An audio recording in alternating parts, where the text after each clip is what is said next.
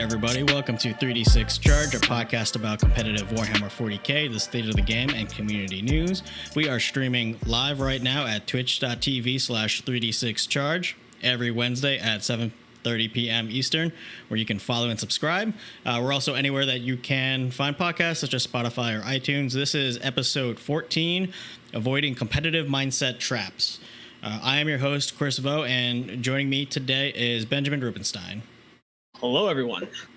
All right, so the first order of this episode is talking about the YHP Labor Day GT, and that was obviously over this past weekend, that being Labor Day weekend. But the interesting thing about this top four at this GT is no Space Marines. None at all. Which is a very welcome change of pace. Well, I mean, it's Death Guard, but it's not Space Marines. Yeah, I wouldn't take that. I would take that with a grain of salt. Every other event we've looked at has been pretty dominated by Space Marines, so perhaps people were really gunning for Space Marines at this one, in which case, if we can still counter Space Marines by really gunning for them, that's neat. But it's also very possible that just no one showed up with top-tier Space Marine lists, or those who did show up with top-tier Space Marine lists ended up getting bumped out by players who had more experience on their lists. Yep. So let's take a look at the list real quick. So in first place, we've got Custodes. It's the Shadowkeeper's Shield Host. Looks like it is a patrol and a Spearhead detachment. So yeah, they're both the Shadowkeepers. What we've got here for HQs is Trajan and a Terminator Shield Captain. For troops, there's only one troops choice because we all know that Custodes' weak point is their troops choices, so they only took one more or less minimum custodian squad. I think one of them has like a storm shield. And then for elites, we've got 2 units of 5 prosecutors and looks like a 4-man unit of Aquilon Custodians. For heavy supports, we've got triple Caladius Grav Tank. Triple Caladius is not dead, after all. And a single flyer, the giant block of resin that is an Ares gunship. Benjamin, your thoughts on this list? Well, there's a couple of things we're not seeing. There's no Warlord traits or relics written down here. So it's hard to say exactly why he went Shadowkeepers. The Shadowkeeper stratagem is you can reduce the strength of all attacks that target a unit of your choice by 1. You use it in response to being targeted. As of now, there's so many strength 4 guns and strength 8 guns in the meta that's not great for Custodes because they're all toughness 5. So putting a 4 to a 3 or an 8 to a 7 just doesn't change math for them. So I don't see a ton of value being gained there. And then their Warlord trait is not great. It makes your Warlord a little bit harder to kill, but although he does make the Warlord better at killing characters, because the Warlord basically jinxes any character attacks. All attacks by the Warlord against enemy characters are when they're resolving those attacks, you subtract 1 from the saving throw, which includes invulnerable save. So it's kind of neat. It makes him pretty choppy in melee if he picked that one, which we literally don't know. The relic's also interesting. The relic's like an anti-character relic, so I think it's just for the stratagem, which is interesting.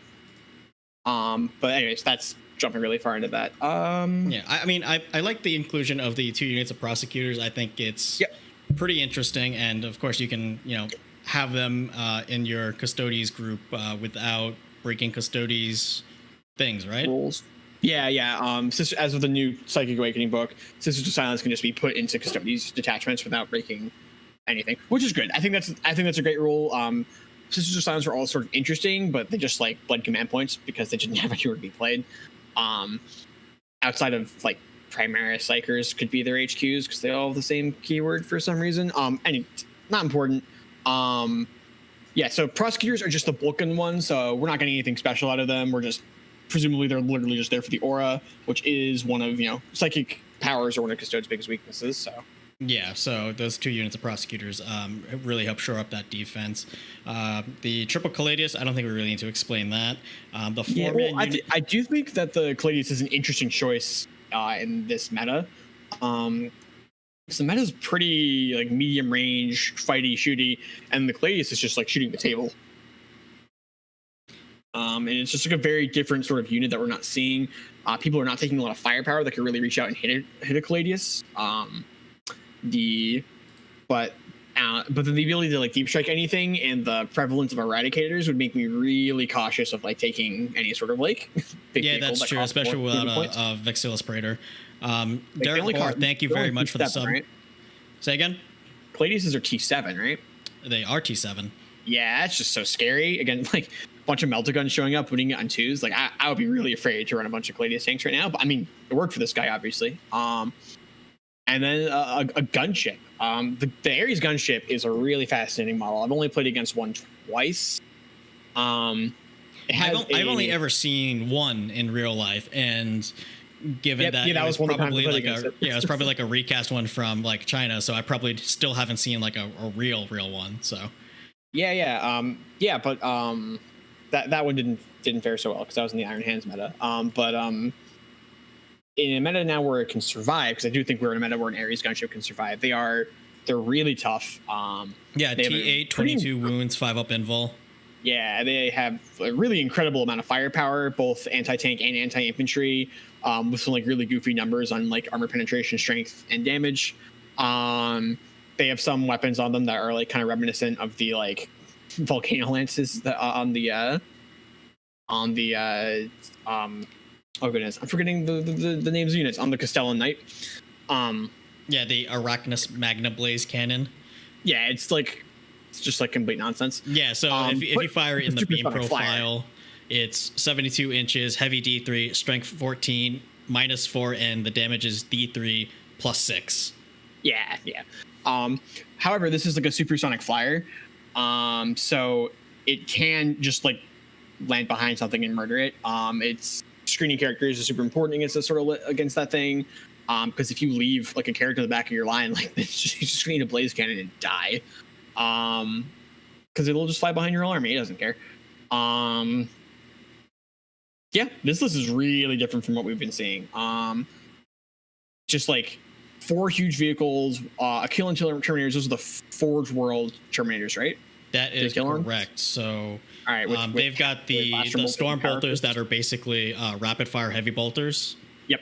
And they've got the Power Fists without the minus to hit. Yeah, so that unit's really punchy in melee. They're gonna be super, super tough. I'm probably just putting them on a midfield objective. But outside of them, there's not a ton in this list that can like sit on an objective. No, there's not. But I mean, that's what I kind of imagine that's what the Caladiuses are for, because they have the range to reach out and touch somebody, and they have a little bit of staying power just based on their toughness and wounds.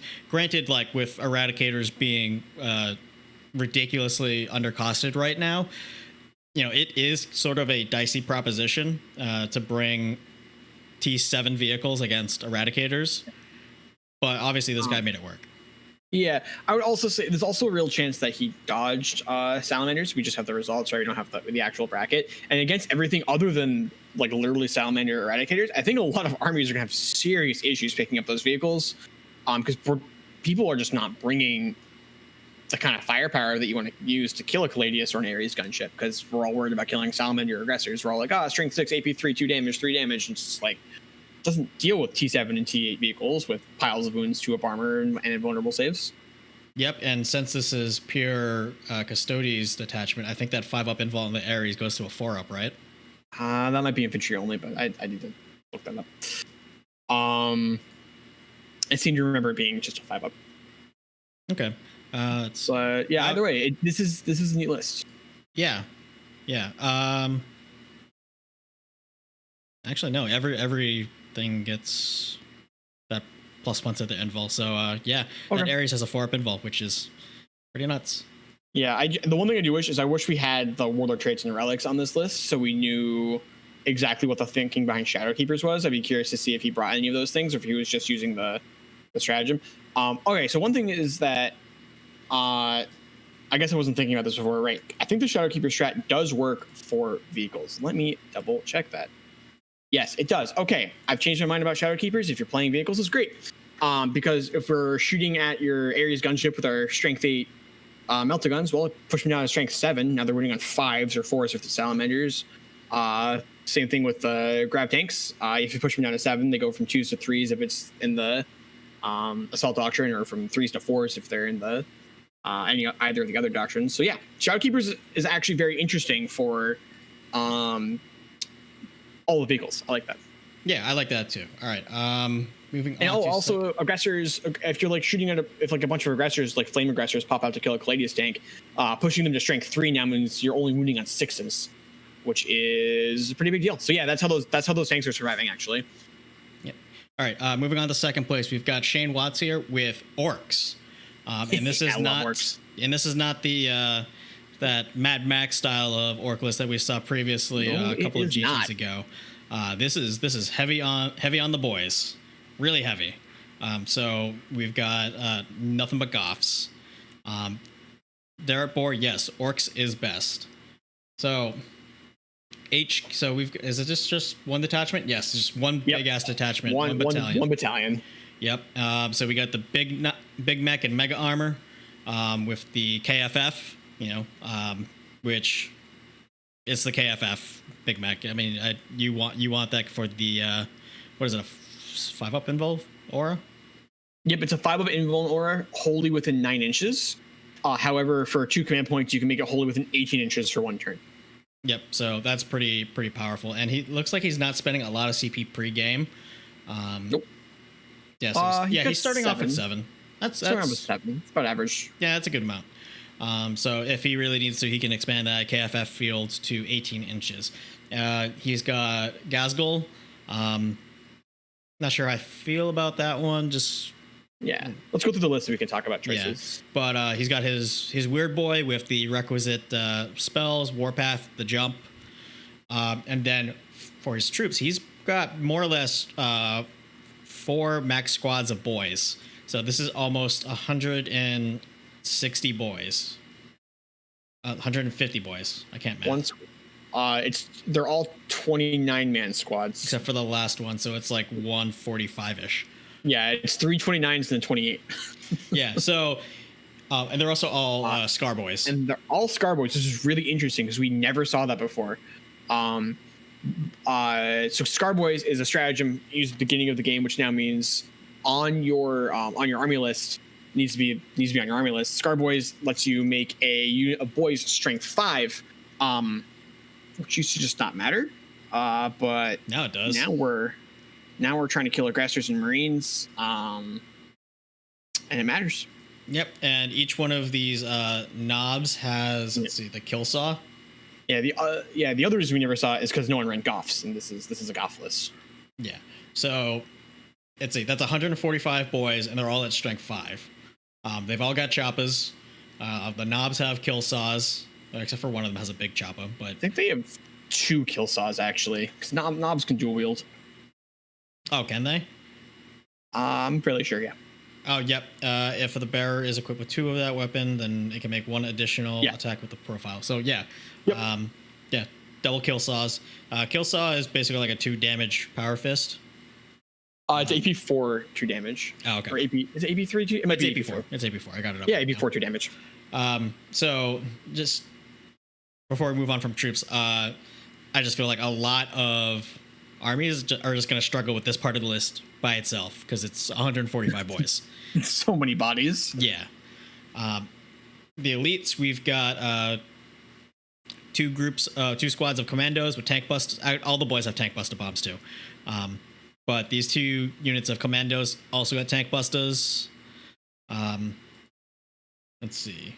We got 2 units of mega knobs. 2 just squads of 3, units. and it's just all kill saws all day. Yeah, that's the only way to run mega knobs. Their other loadout's just not good. Yeah, we got a pain boy for, apothecary type stuff. Yep. And then 2 trucks.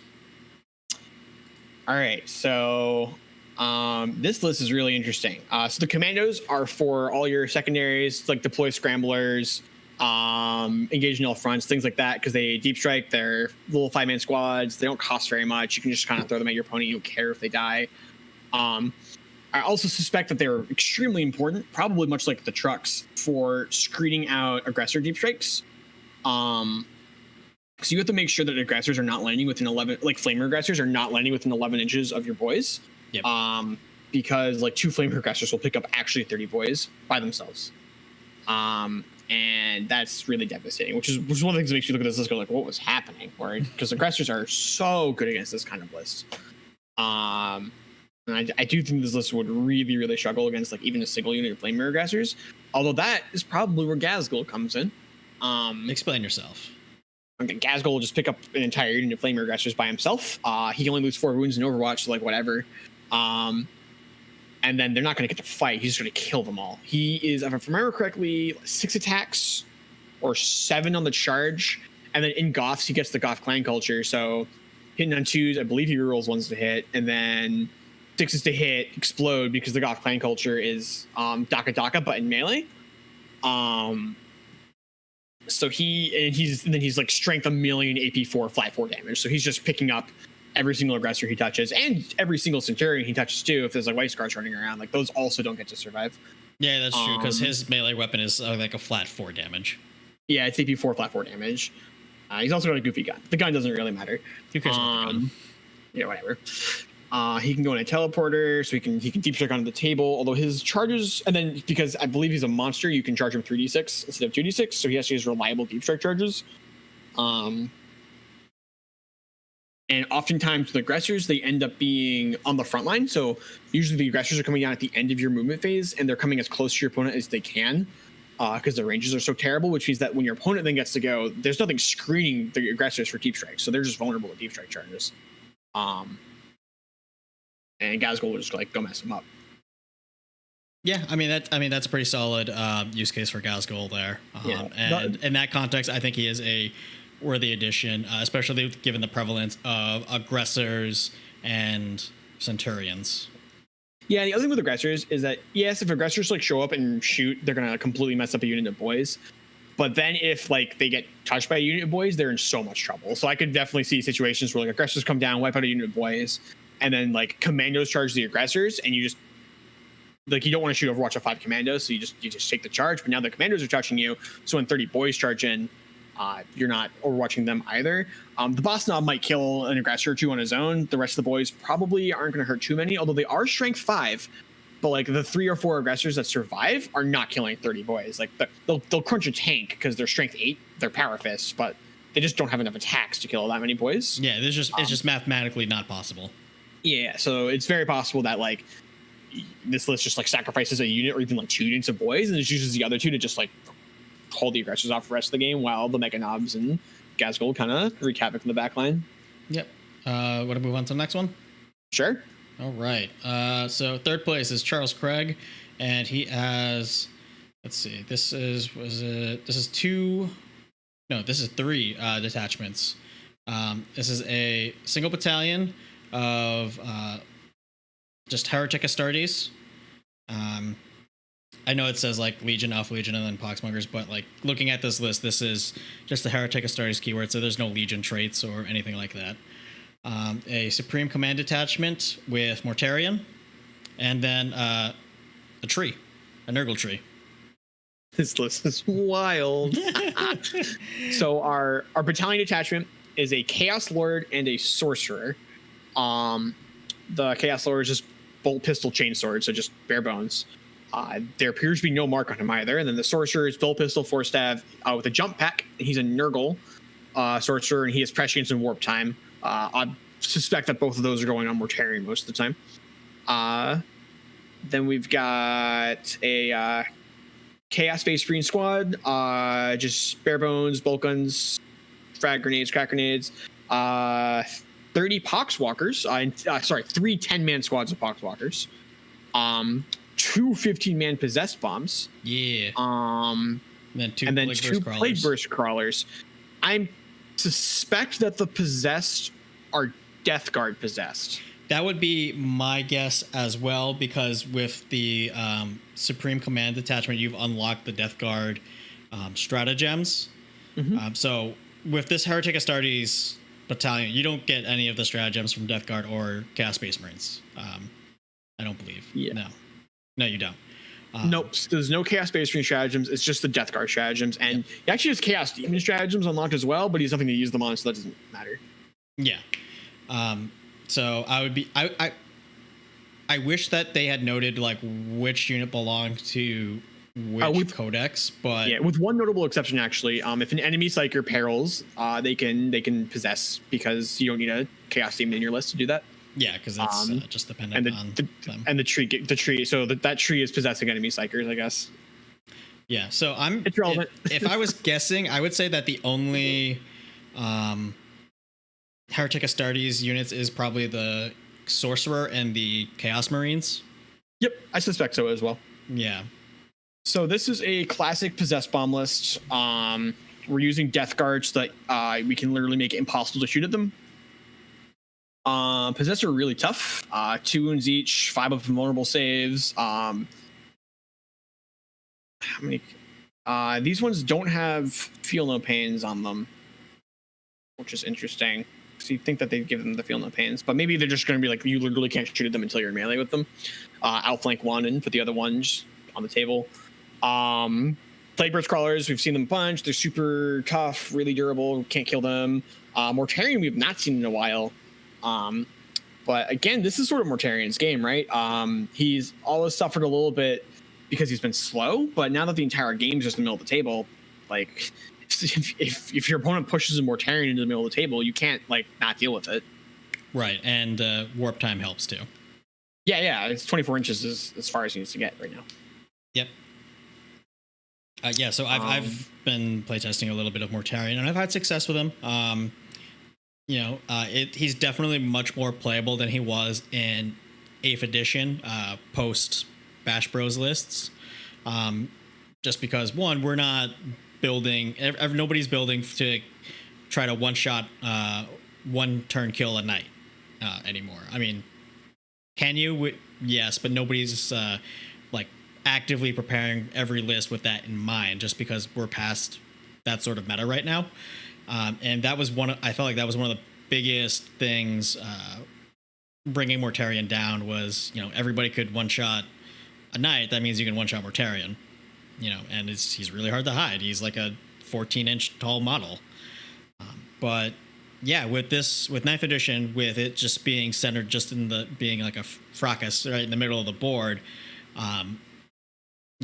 you can it's definitely a lot easier to get good value out of Mortarion. Will he make his points back?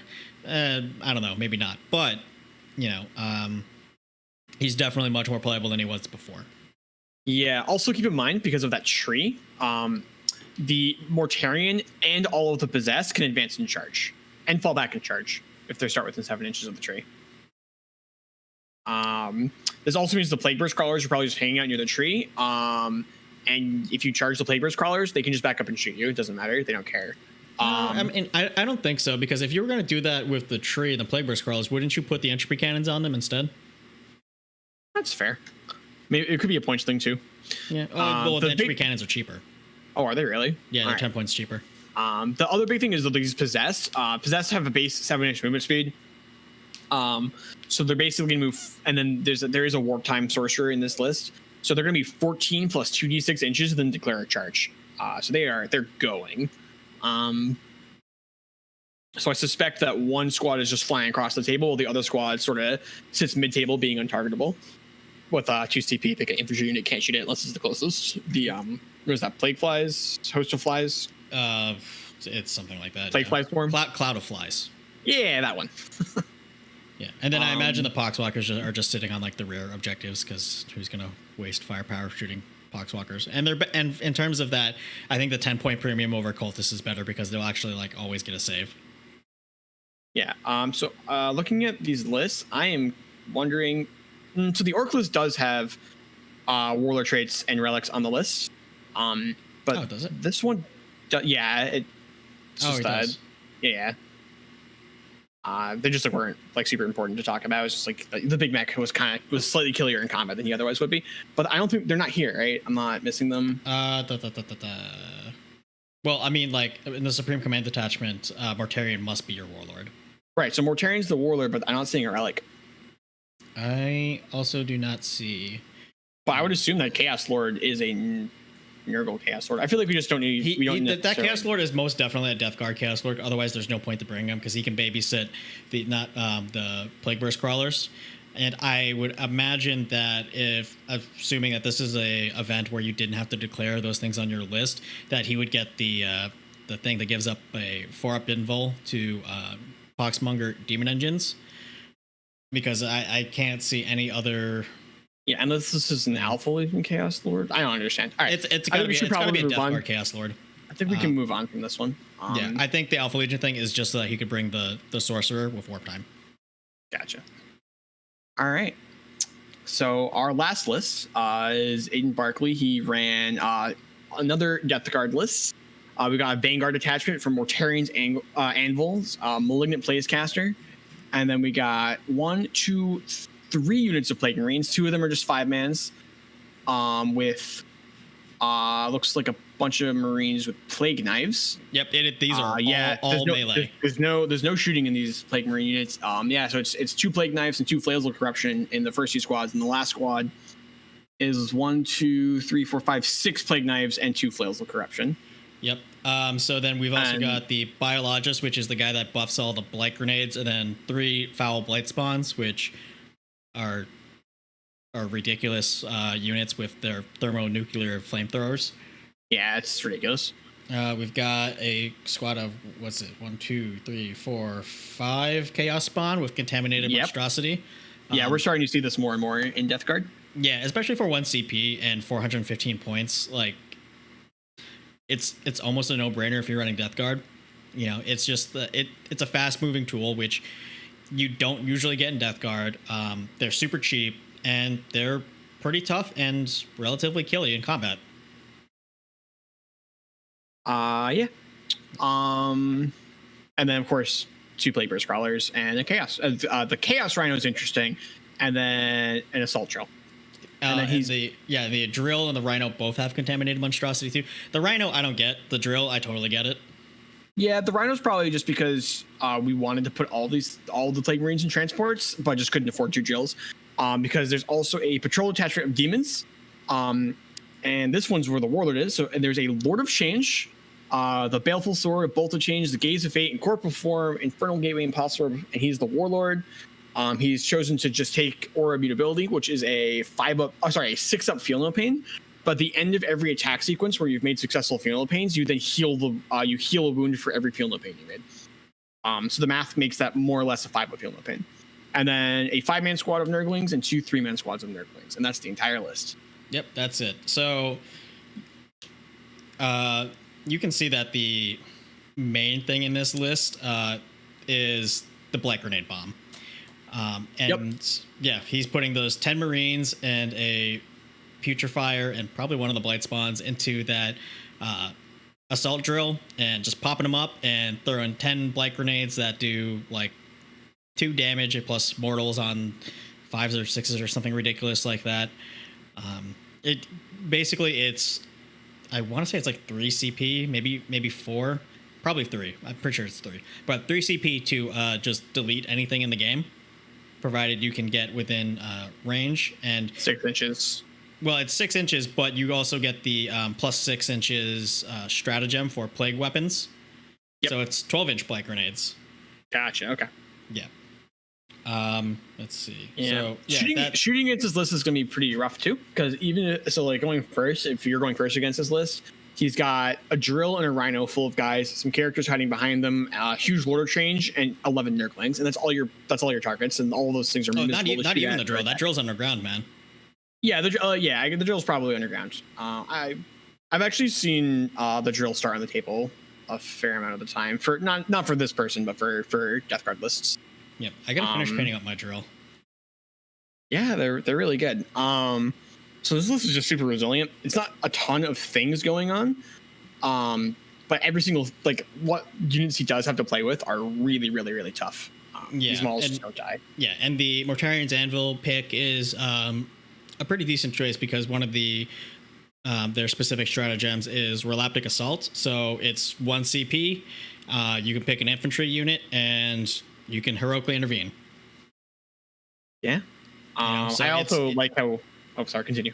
So it's kind of just like a deterrent, or if you it just lets you exploit any positioning mistakes on your. I also like how it's sorry. Yeah, I like how it's a Death Guard list, and the tankiest thing's a Zinch Demon, but because that Lord of Change, if you've never had to play against this setup on any Lord of Change, it's got 16 wounds, a 3 vulnerable save. He takes 1 less damage from all attacks, and then has a 5 feel no pain.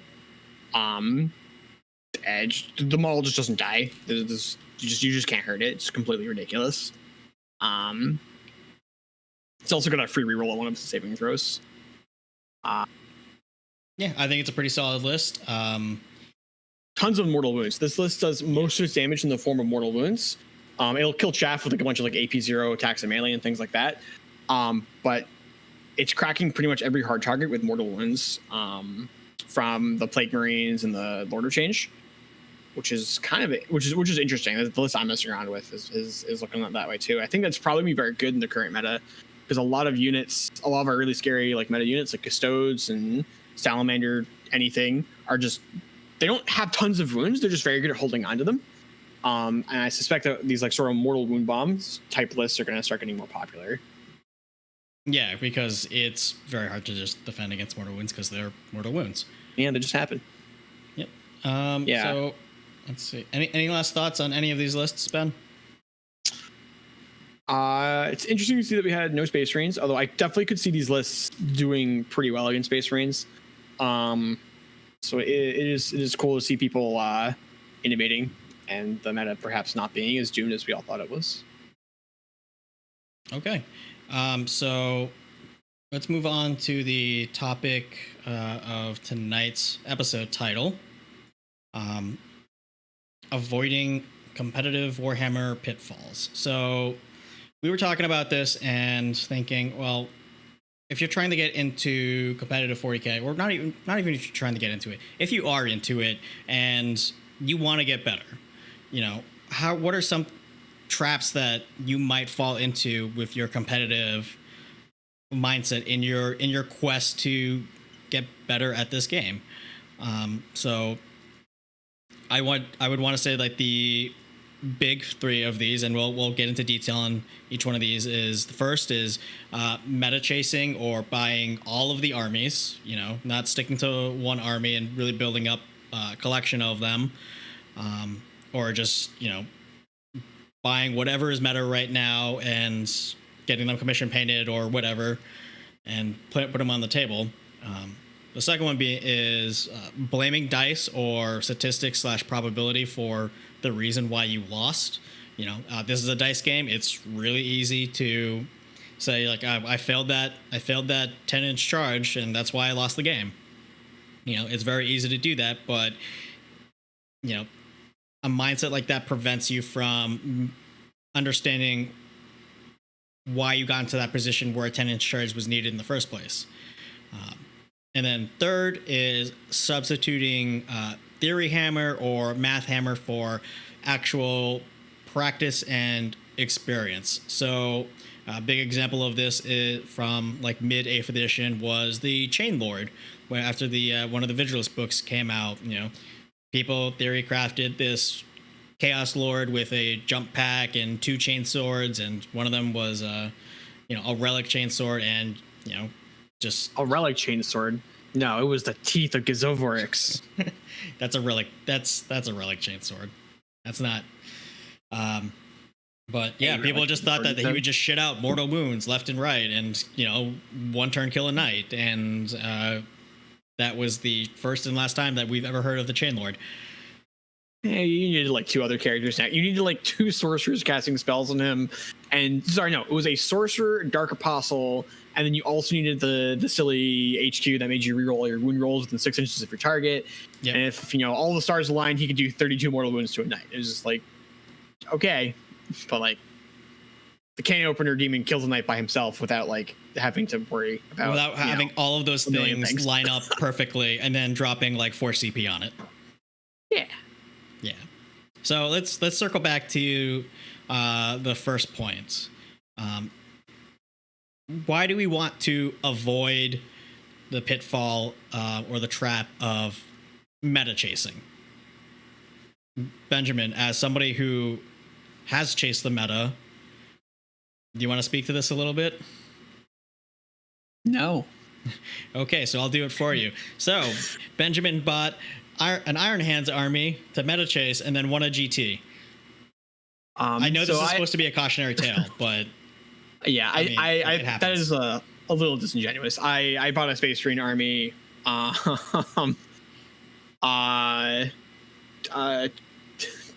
So yeah, I borrowed. Sure, I co-own really a Space Marine army with a friend. And it's not. I didn't just pick it up to be Iron Hands. I actually originally picked it up to be Raven Guard because I thought Raven Guard looked like a really cool army. And I did end up switching it over to Iron Hands when Iron Hands were just like the most ridiculous, unbeatable thing. And I do think that in particular did help me as a player, but it's not something I've been doing over and over. This is the literal only time I've done it. I played Space Marines for a fair amount before I swapped over to it, and I knew that I wasn't like a Space Marine player. So when I was playing for that GT, I got my list together. I iterated it a couple times, and then I played with it against friends and brought to smaller tournaments. Like, I must have gotten like 20, 25 games in on that list. So in the end, it was a pretty big time commitment. Learning the army, figuring that list out, playing it over and over and over. So you can't just pick up an army. I kind of jammed it into a small time, but I think that saying that I just bought an army, picked it up, and won a GT with it is sort of missing the point. Because you're not going to be able to do that. Right. Anybody who picks up an army, no matter how seemingly broken it is, if you don't have the experience with that army to know, like, even just what stratagems to use when, or what traits to pick, or just how to position your units, it's not going to bring you across the finish line. Yeah, and the other thing with that too is it also very much depends on the army and how much experience you're coming from. I'd already played several different armies, and I was already very comfortable with board control armies coming from Chaos Demons, which is primarily a board control army. And while Chaos Demons is a board control army where your damage is kind of coming from behind your board control, the Iron Hands list is a list that was a board control list where your damage was coming from your board control rather than like some nebulous source behind it. But ultimately, those two things end up playing very similar. So I still had a fair amount of practice with similar lists. And then also helps that Iron Hands wasn't like a hyper complicated army. They have like a couple interesting strats, but there's nothing that you need to do that's like wildly different from playing a normal army to like do very well. So like, for example, an army that's doing very well in GTs right now are like Harlequins. That army is insanely complicated, and people who just pick that army up are not going to do well with it. Yeah, very high skill ceiling on Harlequins. So yeah, I was lucky in that what the current meta was not hyper complicated, and it was also a play style that I was very used to. Yeah. And, so one of the other. I just want to say one thing in the chat. Yeah, yep. I think it was this Dreadbore. I'm pretty sure I knew who that is. I'm pretty sure I borrowed a Dreadnought from him for that Iron Hands list, and that Dreadnought did so much work that weekend. Was it a Leviathan? No. It was a Relic Contemptor. With 4 las cannons and missile launchers, it was killed a lot of vehicles. Nice. So speaking from my own personal experience with meta chasing, so when Ynnari was the hot stuff with Dark Reapers shooting like 6 times a turn, I ended up just basically buying a Ynnari army. All new in box, and then the Ynnari index dropped, which basically invalidated every purchase that I had made. So I got super lucky where, I got all of these things, and hobby backlogs being what they were, I didn't even take the shrink wrap off of any of these boxes except for like one box of Wind Riders that I was converting into, like a Farseer on bike, or, like Shining Spears. But the Ynnari index dropped, and I realized like all of these things that I had just bought, like even if I still wanted to play Ynnari, it's not what I needed to play new Ynnari. So, I went back to the retailer where I went to. It was the warstore.com, which is since closed. But I went to them hat in hand and said like, hey, I bought all of this stuff, but I never got around to using it, and it's all still in the shrink wrap. Can I like please like get something for this, like store credit, like have my money back? I don't care, like whatever, something. Thankfully, they were very accommodating, and took back everything that was still in the shrink wrap for store credit, and I was able to use that to. I think I bought like 3 Lords Discordant with that, and some other stuff. But yeah, so if I had not had that hobby backlog and I had started building that Ynnari army, and keep in mind, like I don't really care about the like Ynnari lore. It doesn't really like speak to me. I don't like the aesthetic of Eldar to be like for the most part. So it's not an army that I don't think I would like normally collect and play. If I had started like building all of these units, well, now I've got this whole army that is not meta anymore, and that's the only reason why I bought it. I didn't buy it because like I like the army or the aesthetic, so I would have been like totally screwed. So when you're meta chasing, that's a very real possibility of what could happen to you. And I'm not going to say it's money down the drain, but it's going to feel like it at the very least. Yeah. And then buying like multiple armies too. Just because collecting armies is great, but if you're like buying every single army and not really getting reps with them, you're not going to be great with any one of those armies. Yeah, to add to that, like with the Iron Hands list, like I said, I originally got them to be Raven Guard, and I'm not really in love with the playstyle of Iron Hands, and their lore is interesting. It's cool. Like Cyborg Marine's neat, but I like the Raven Guard lore a lot more. But like, fortunately, they have very similar paint schemes, so we're kind of going back to Raven Guard. I don't really find Iron Hands lore very interesting. I mean, like the most of it is mainly just the Primarch being named Ferrus Manus. Sure. But at the same time, with Raven Guard are neat. I like their lore. Their playstyle is really cool. If they ever kind of get toned down a bit in power level, I'll definitely go back to playing them in more casual games. As of now, they're not really appropriate for casual games because they're really murdery. It's also another dumb Primarch name. Yeah, sure.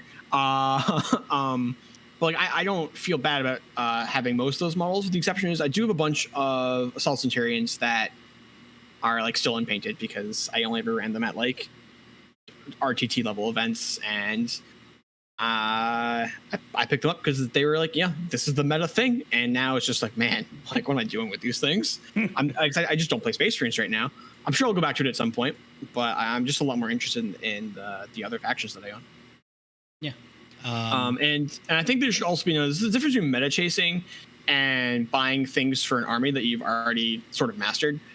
So for example, right now, like I'm very comfortable playing Chaos Demons and Thousand Suns. Chaos Demons and Thousand Suns is the second army I ever picked up, and I kind of never stopped going back to them. Like every fourth list I test out is like, yeah, it's some other iteration of like Thousand Suns with Chaos Demons mixed in. So right now I'm building a bunch of Beasts of Nurgle because that's the thing that's good for them. But it's not like I'm building a new army that I've like never played before, so it's not like I'm really uncomfortable with it. It's the same thing as when I put 60 Plague Bearers in front of 5 Sorcerers. Now I'm putting 20 Beasts of Nurgles in front of 5 Sorcerers. It's the same list. It plays the same way. It's very similar. It's that so like be aware, like just because we say don't meta chase doesn't mean like don't update the armies that you have. Like yeah, if the army you have is like outdated to the meta, but there's like an obvious thing you can do to like make it better, like evolve with the meta, but don't like jump back. We're saying don't meta chase, but also like buying new units with good rules for your existing armies. That's not meta chasing. That's just adding more tools to your toolbox. You know, like it's like when the Lord Discordant came out. Like I was, you know, anybody who knows me knows that I am a Chaos player, and I will be a Chaos player until I die. And I've been playing Chaos since like 3rd edition. You know, me buying like 3 Lords Discordant isn't me meta chasing. It's me like adding more tools to my Chaos toolbox because I'm already, you know, very comfortable with the Chaos playstyle that fed into my playstyle, and it was a unit that was a cool model and had really good rules. Yes, Beast and Nurgle are unkillable. This is true. So you want to move on to talking about blaming dice and probability? Yeah, dice and probability. Don't blame your dice. Yeah, so going back to that example I had when I touched upon this the first time is, you know, like say you had a 10-inch charge to make, and without making that charge, you lose the game. You know, like say it's like turn 5 or turn 4 or whatever. You need to make the charge. I actually have a great real life example of this. I was at Nova, and I was 4-0, and spoiler alert, I lose this game.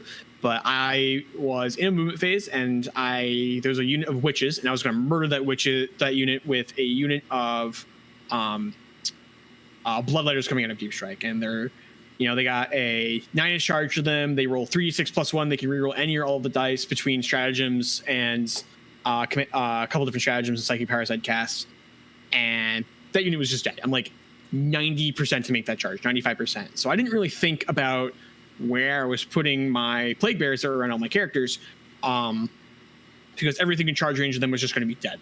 And I roll my 3 dice, I fail my charge, I pick up my dice again, I roll them again, and it's like, I just rolled 1, 1, 2, 2, 2, 1 in that order, and none of those numbers add up to 9. So I fail my charge, and then look where my plague bearers are. It's like, oh, like, yeah, I wasn't thinking where I was putting those. Like, my characters are just like, there's just charge lines. Like, those butchers can just move up to my characters and charge them, and my characters are dead. And there's absolutely no reason for me to have done that. It would have cost me nothing to move my plague bearers differently. And I was still probably in a lot of trouble in that game, failing that charge roll, but I wasn't like completely out of it if I moved the plague bearers correctly, but I didn't. So I just got murdered. And you know, it's very unlikely that those bloodletters don't make that charge. Like I said, it's like 90+% on that charge roll. But you know, I'm not saying that like that doesn't mean that I lost the game because of that. But yeah, if they make the charge, I have like a reasonable chance of winning. But if they don't make the charge and I just hadn't played like an idiot who just like pretended 95% was 100%, I also still have outs. And then but it turns out, you know, the witches come over, charge my characters, and I end up losing the game pretty easily. Yeah, so I think that the point that we're trying to make is if you put yourself this is a dice game. You know, there's going to be probability. You're going to roll like a shit ton of 1s and 2s, like Benjamin did. But what you have to try to do, you have to try your utmost ability to not put yourself in a position where you winning the game is reliant on just strict probability, like chance, more or less. Like I said, if you had that 10-inch charge or 9-inch charge to win the game, you know, there was probably 1 or 2 or 3 things in the last few turns. You know, you could have moved differently. Piling you could have done differently.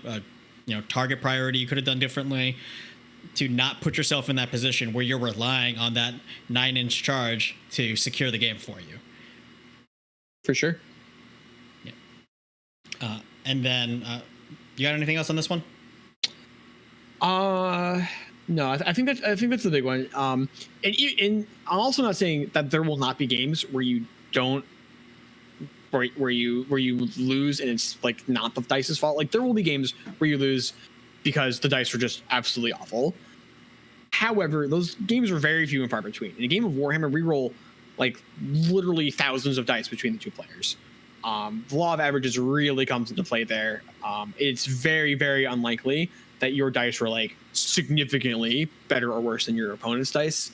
I do get that some dice rolls are more important than others.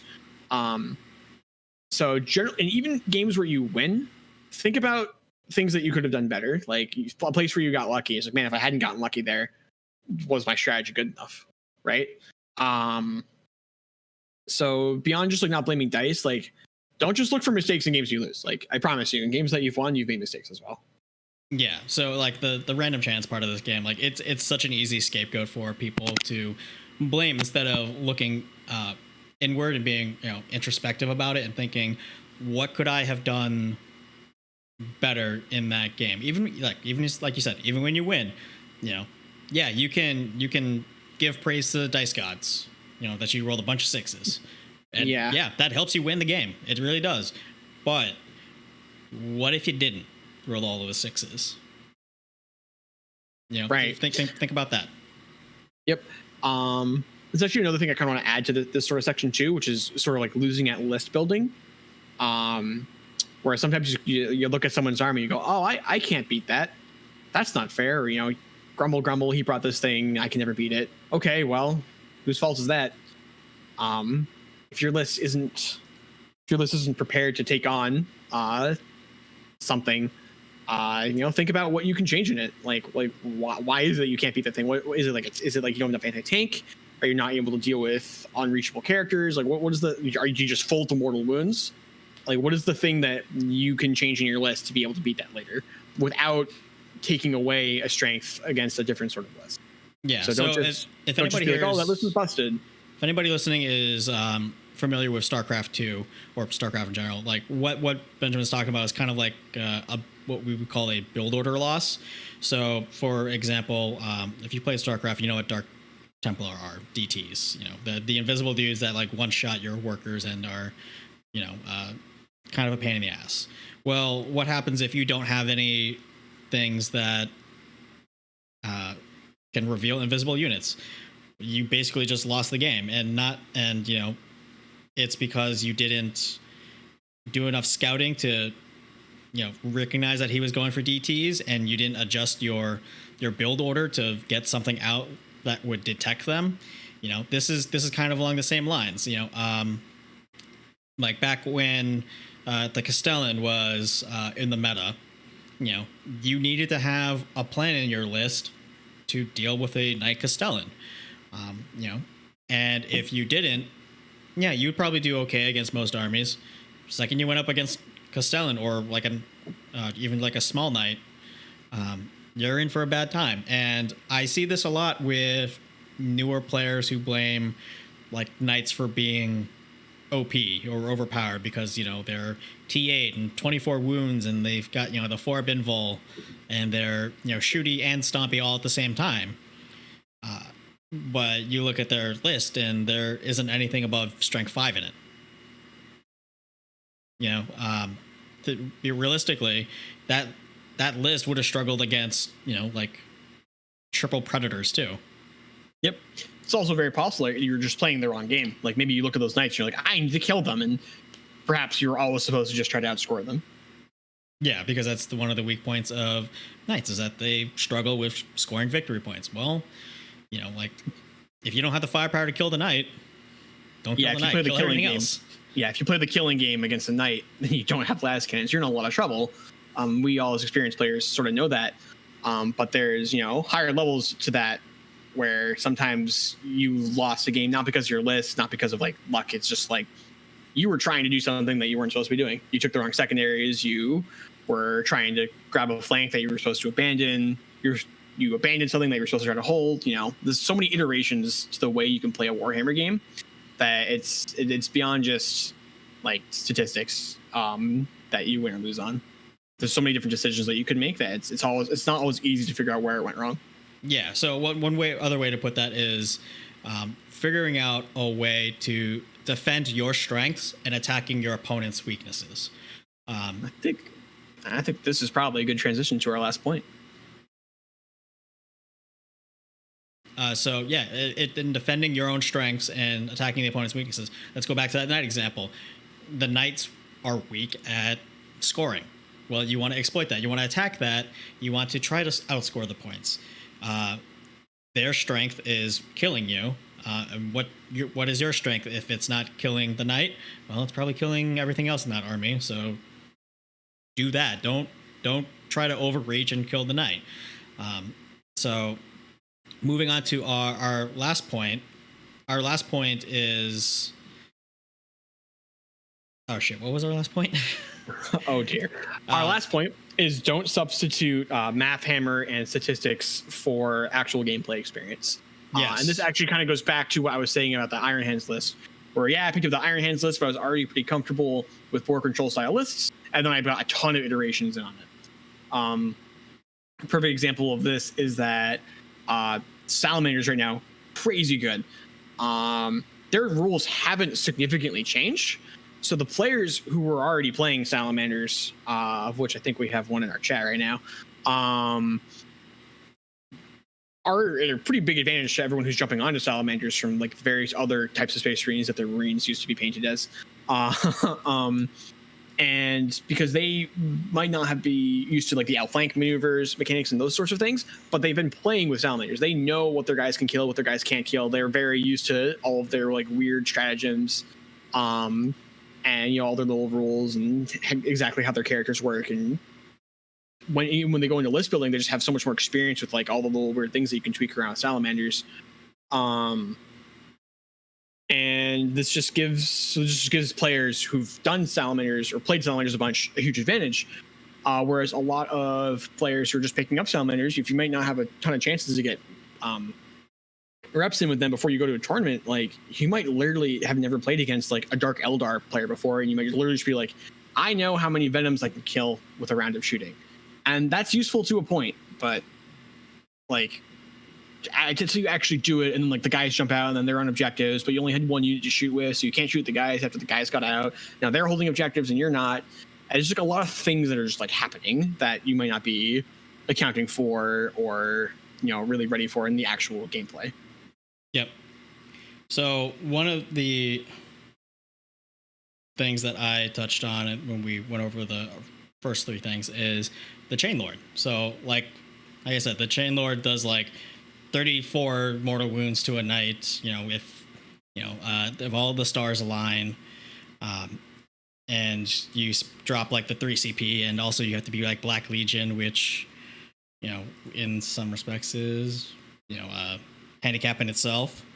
But then you get into the actual gameplay of it and you realize, yeah, there's a lot of stuff that has to go right. You gotta like get the spell off, you gotta get the prayer off, you gotta be in position to do all that, you gotta make a charge,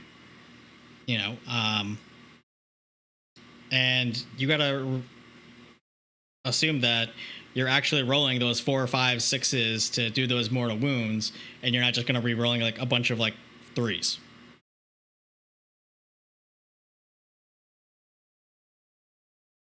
Yeah. I also think that this is pretty important that you don't go too far the other way too.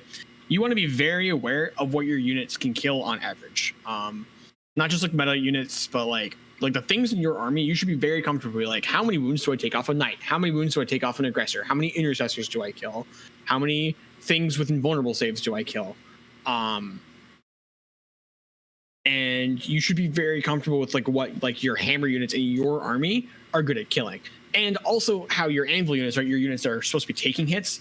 How good are they at taking hits from like the various meta things? So, like right now, in our current meta with again Salamander aggressors, you should know what getting shot at by a bolter aggressor looks like. You should know what getting shot at by a flamer aggressor looks like. What if they have max shots? What if they have +1 to wound? Like, how many guys are you losing? Like I know for my Beast of Nurgle list, I know how many Beasts of Nurgle I lose if I let them get shot at by bolter aggressors. I know how many I lose if I let them get shot by flamer aggressors. I know how many I lose if I let them get shot by flamer aggressors, double shooting, with max shots. Like like these are numbers that you should probably be aware of. So like going back to that like Dark Eldar example, right? If I'm a Dark Eldar player, I should know those numbers for sure, but I should also have the experience. So because the numbers will tell me that pretty much every single Venom I put in range of my opponent's aggressors is just gonna die, and that's really bad. But then when I get to like the next level of that is I play the matchup a bunch, I might know that, all right, well, if I don't care about that flank and I just want to get not murdered by aggressors, I just take an empty Venom and I throw it out there, and now he can't deep strike close enough to the Venoms that matter. If I do care about that flank, I take a venom with dudes in it and I throw it out there. He kills that venom with dudes in it, and then the dudes land on the objective, and they're fine because the aggressors can only shoot once. Yep. And it's gonna be, and that's like a very like kind of level 0 example, but it's just like so much stuff that goes on to a game that just like knowing, oh, my guys kill your guys. Okay, well, like what if you can't shoot at my guys, or your guys need to be on an objective? Like you need to play with lists a bunch, and we're like sort of seeing these lists iterate in these GTs where like our aggressive units are getting a little bit smaller, and every time we see another GT, we're like, that Space Marine list had one more servitor unit in it than we saw it last time. Oh, now there's 2 servitor units. Well, there's 3 servitor units. And these are, I'm sure, from these guys playtesting over and over and over, going, all right, I don't want to use strike teams to deploy scramblers. I want to use this like stupid 4-man infantry squad that doesn't do anything else, because I don't want to have to throw this into my opponent's deployment zone and just lose them. Let's just like deep strike some servitors or outflank some servitors. Yep. Yeah, it's like the bring in an Astropath and Imperial Guard list for the psychic secondaries. Yeah, and it's like, is that worth it? Are these the secondaries you want to be taking? It's kind of risky to do that, but you're not going to really figure out if you're supposed to be doing that without playing a bunch of games, trying out a bunch of different secondaries, and being like, all right, this is worth it, or oh no, it's not. I couldn't tell you. I haven't played any games of Astra Militarum in 9th edition. Maybe you are supposed to that. Maybe you're not. You need a ton of practice, and I couldn't tell you what secondaries you're supposed to be trying to go for by just looking at numbers. Yeah, I'd agree with that. It's one thing to try to math out like how many shots you're going to need from, like your repulsor executioner or your whatever unit to kill, unit of Centurions or a knight or something like that. Yeah, it's good to have an idea of what you can reasonably expect your units to do. That being said, like if you do the math and you're like, oh, I have like a 85-90% chance of wiping a unit of aggressors with this particular unit of whatever the hell it is in this stratagem, that's great. But this goes back into like the dice and probability thing too, is if you have practice and experience, that 85% isn't 100%. So you've got to have like a backup plan. What if there's an apothecary next to him that is going to do like the double heal thing? Well, you're kind of screwed if that goes off and you didn't kill him, So you got to think like, all right, I know I have the 85% chance of, killing these aggressors, but what can I do to push that closer to 100%? If I fail in doing that, can one of my other units pick up the spare? Experience will teach you those things. Math will not.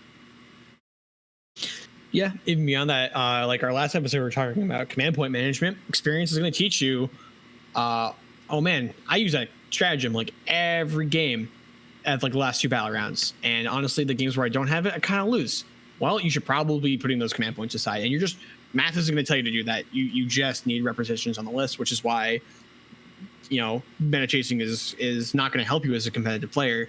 It might help you get some like short-term wins, but until you are on a list for a long time or on a particular faction for a long time, you're just not going to understand these like little nuances about that faction.